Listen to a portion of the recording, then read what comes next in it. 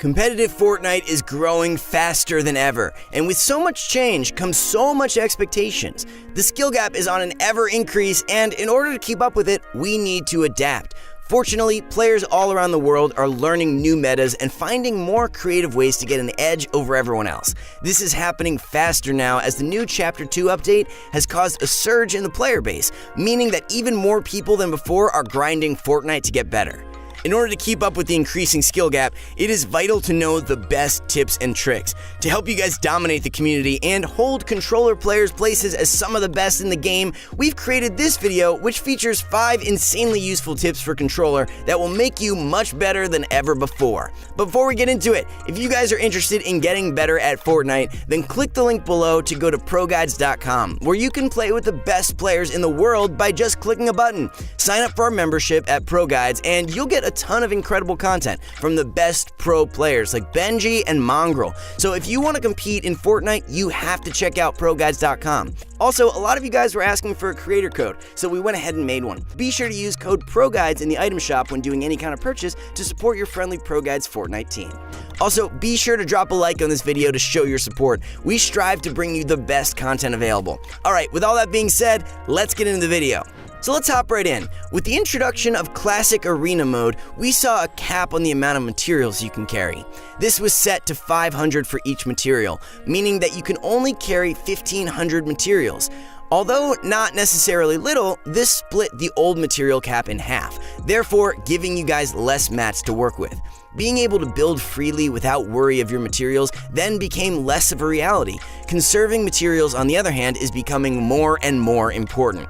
This causes a big problem. A lot of times, you're going to need to use up a lot of materials in order to play effectively, especially with the addition of the all-new weapons that can burn through walls, such as the relatively new SMG in Chapter 2 and the buff in rocket launcher spawns. So how do we combat this? We can't build less, but we have less materials. Well, we have a solution for you. One of the most useful building maneuvers for retaking high ground is the classic 90. However, 90s tend to waste a lot of materials, making them hard to crank without wasting a load of mats. High ground is also very important in competitive play.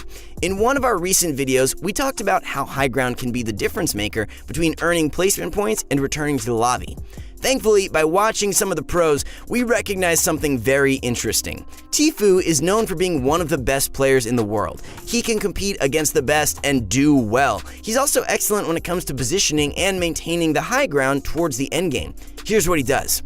Tfue uses only floors and ramps to do his 90s. What this does is it saves him up to 40 materials when he's cranking out his 90s.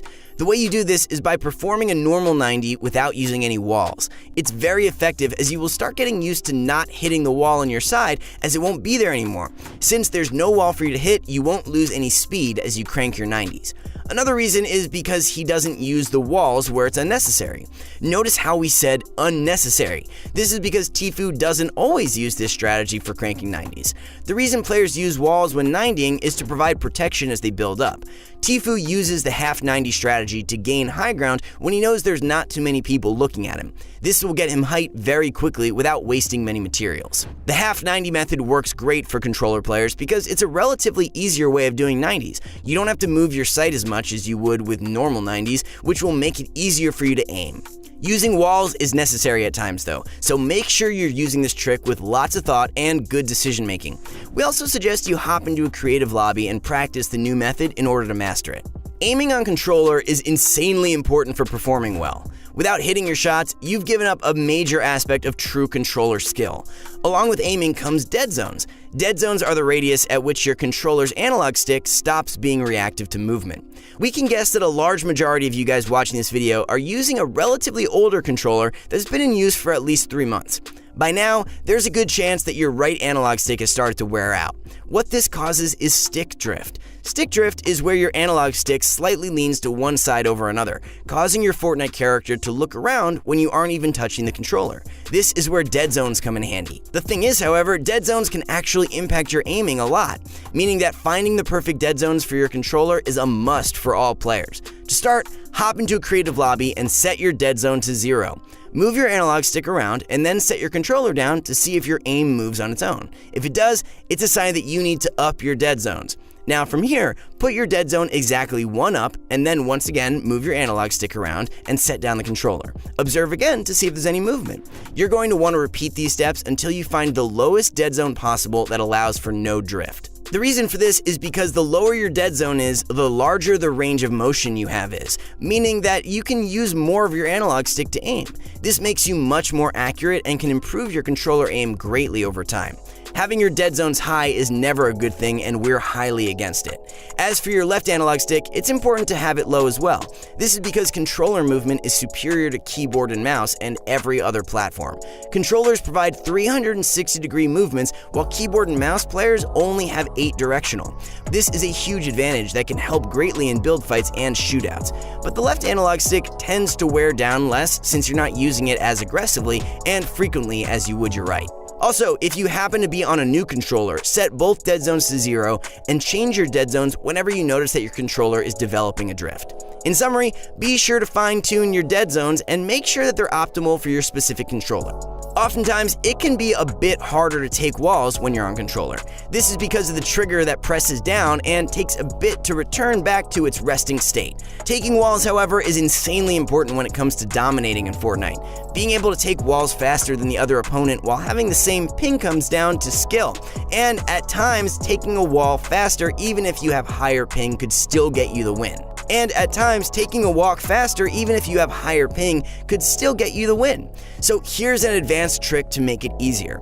Most players pickaxe an opponent's wall and try to time their wall placement perfectly. This can be really hard when it comes to timing because the pickaxe swing isn't instant. If you think about it, it takes about half a second for your pickaxe to actually hit the target after you click the swing button. This is natural and is a game mechanic, but can make taking walls harder. Our workaround solves this problem and gives you an awesome and insane way to take walls. The way this works is you want to use your pickaxe to make their wall weak. Get it as close to breakable as possible, and then switch to an SMG. Now, with your SMG, shoot until the wall is once again as close to breakable as possible, but don't break it. Finally, switch off to whatever shotgun you're using, whether it's a pump or a tactical. This step is the most important. What you guys want to do is shoot the wall while switching to build mode and holding down the place build button almost instantly. You want to be pressing all these buttons at almost the exact same time. The reason this works so well is because the shotgun shot is instantaneous and doesn't need perfect timing to work. All you have to do is master the muscle memory of pressing all of these buttons at once. It's even better for controller players who have a slight pause in between each trigger pump, especially if it's players who do not have trigger stops. Make sure you practice this move in creative, as it will help you greatly with taking enemy walls. Editing is another major aspect of Fortnite that requires great speed and accuracy. However, it is oftentimes overlooked and not done correctly. The thing with editing is that it can be in multiple different ways. You can be a slow and accurate editor who takes their take but doesn't choke or make mistakes in their edits, or you can be a very spastic editor that spurts out random edits in lightning fast speeds. The perfect editor, however, does none of these. Editing on controller is a skill that can be learned quite simply. It's all about muscle memory. You want your edits to be as fast as possible, but you also don't want to be randomly throwing out edits and making mistakes where you don't make the edit intended. What you need to start doing is getting into creative lobbies or edit courses where you practice specific editing maneuvers like the top row off edit or the corner piece, and start off slow. Learn the muscle memory and get used to getting it down. Once you've done a specific edit correctly 5 times in a row, you can now up the speed at which you're doing it and practice doing it faster. A perfect edit would be one that is done in under half a second. Just to clarify, you want to be able to do the whole edit and confirm it under this time. Almost all the pros can do this, whether they're on controller or keyboard and mouse. Editing fast can be very tricky towards opponents and can give you the edge that you need to dominate in build fights. In the new chapter of Fortnite, you now have a variety of ways to aim in Fortnite. You can use the old aiming system or the new one. The new advanced aiming allows you to control your acceleration and switch between linear and exponential aiming. However, the old aiming style, which pretty much everyone was used to, is still there. A lot of people didn't know about this, but you can actually switch back to the old aim assist, which allows you to get a flick towards the opponent every time you press in left trigger. This can be done by going into the new sensitivity tab and scrolling all the way down until you find Use Legacy Look Controllers, then switch this to On. This will gray out the entire new sensitivity tab and will open up the old one for use. What's great about the old sensitivity is how the left trigger aim assist works, and the fact that the majority of controller players are most comfortable using it. However, we are a good few days into the new chapter, and a good number of people are using the new advanced aim. Therefore, staying on it may be the better idea for some of you. What's important is that you guys test both out and find which one works best for you. Even if you were more used to the older aiming system, the new one might work better for you. So be sure to try both out and see which one works best. Alright guys, that's it for today's video. We really hope you enjoyed it. Comment down below what you thought and what you'd like to see next. We strive to bring you guys daily quality content, so do us a favor by liking this video, subscribing to the channel, and show ProGuides.com some love for bringing you this video. Thanks for watching, everyone. Once again, it's your host, Dan. You can find me at @DanielLammerman, and we'll see you in the next one.